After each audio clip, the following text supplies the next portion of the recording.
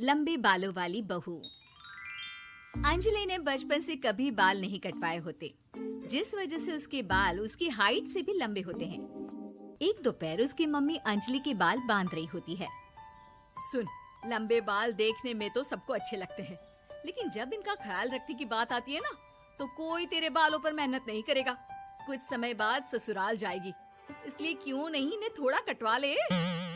कैसी बात कर रही हो मम्मी?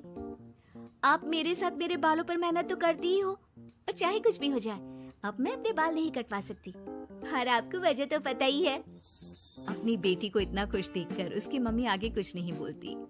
इसके कुछ महीनों बाद ही अंजलि की उत्कर्ष के साथ शादी हो जाती है।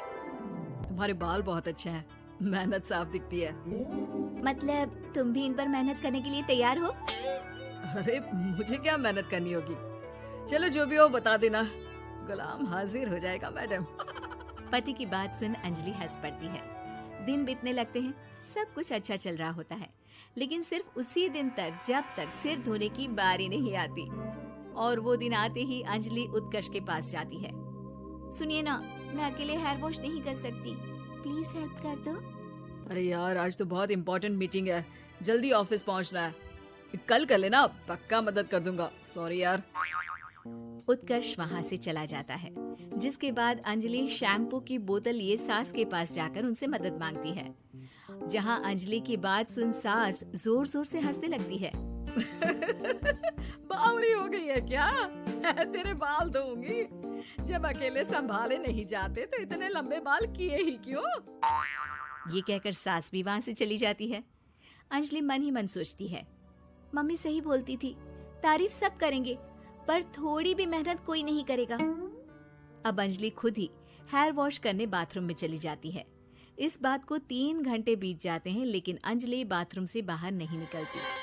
सास बाथरूम का दरवाजा खटखटाती है। अरे ओ महारानी, अंदर घर बसाने का प्लान है क्या?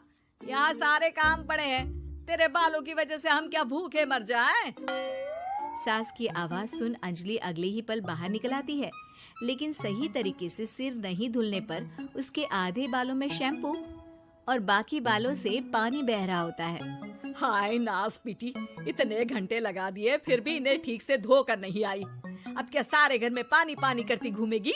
अरे कहीं मुझे ही ना गिरा दियो।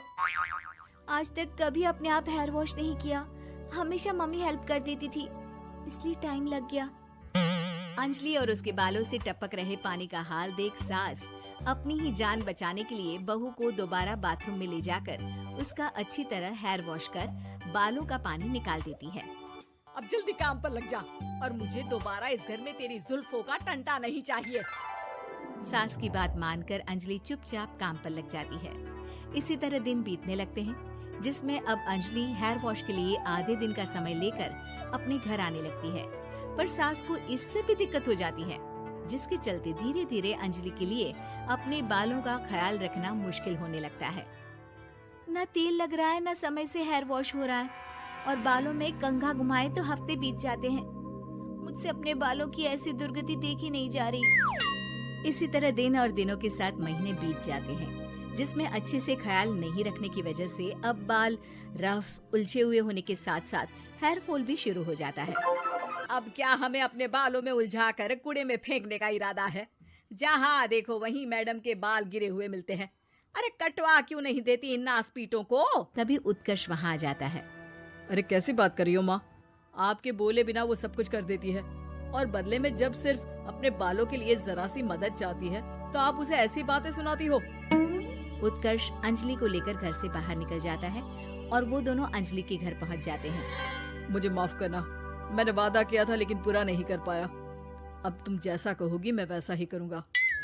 अंजलि की मम्मी उन्हें बहुत सारे घरेलू उपाय बताती हैं, जिन्हें अच्छे से समझकर दोनों घर वापस आते हैं, और अब मिलकर अंजलि के बालों को ठीक करने के मिशन पर लग जाते हैं। अरे पत्नी की सेवा में तो ऐसे लगा है जैसे इसके बालों में से खजाना निकल आएगा। इसी तरह कुछ महीने बीत जाते हैं, और धीरे धीरे अंजलि के बाल पहले जैसे हो जाते हैं। आधा सफर तो कंप्लीट हुआ, अब आधा बचा है। हाँ, कौन सा आधा? मैं समझी नहीं। मम्मी।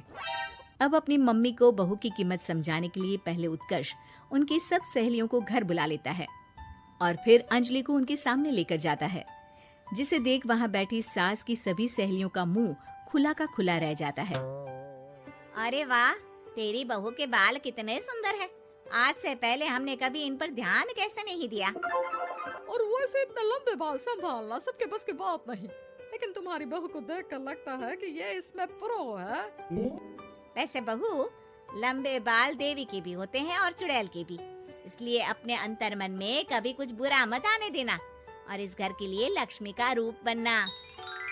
अरे किस बात की, घर की आधी लक्ष्मी तो ये इन्हीं जुल्फों पर खर्चा कर देती है। सास की इस बात पर अंजलि तुरंत पैसे ले जाकर सास के हाथ में रख देती है। अब मुझे सबके सामने नीचा दिखाने के लिए पैसे दे रही है क्या? नहीं मम्मी जी, पैसे आपको इसलिए दिए हैं क्योंकि ये उन्हीं बालों की कमाई है जिन्हें आप रात दिन कोसती रहती हैं। अगर आप वो सब नहीं करती तो मेरे बाल खराब नहीं होते और ना ही मैं ये पैसे कमा पाती। है? क्या मतलब है? कहना क्या चाहती हो? मैं शादी के पहले से ही एक हेयर केयर यूट्यूब चलाती हूँ, जहाँ शादी के बाद और बालों के हाल की वजह से मैं इनएक्टिव हो गई थी। पर उस दिन जब उत्कर्ष और मैं मम्मी के पास उपाय पूछने गए तो आइडिया आया कि अपनी हेयर प्रॉब्लम्स ओवरकम करने के साथ साथ इस प्रोसेस की वीडियो बनाकर उसे भी यूट्यूब पर डाल दूं तो। और अंजलि की इस आइडिया से वीडियो हिट हो गई, चैनल के सब्सक्राइबर भी बढ़े, साथ में व्यूज और पैसे भी मिले, जो इसने आपको देने के लिए सोचा। बहू की बातें सुन सास को अपने बर्ताव पर पछतावा होता है और अब सास, बहू और पति सब मिलकर हेयर केयर और यूट्यूब चैनल पर काम करने लगते हैं।